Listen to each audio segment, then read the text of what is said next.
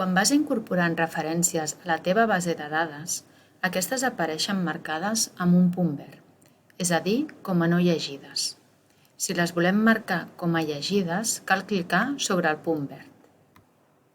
També podem assenyalar referències com a favorites clicant sobre l'estrella.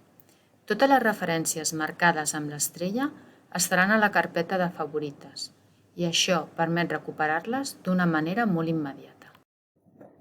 També podem ordenar els diferents registres que tenim a Mendeley clicant sobre les diferents columnes, marcats com a favorits, marcats com a llegits, amb document adjunt, per autor, per títol, per any de publicació, pel títol de revista i per data d'incorporació a Mendeley.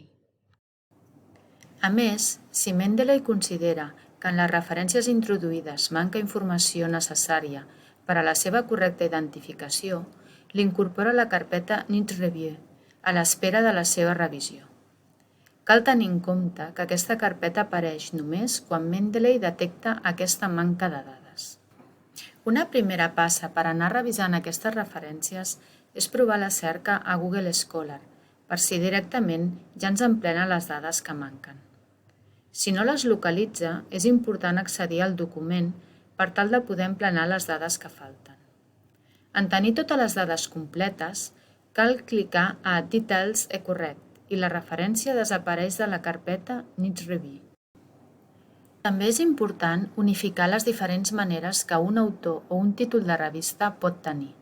Per fer-ho, cal revisar els filtres d'autor i publicacions i arrossegar la forma incorrecta a sobre de la correcta.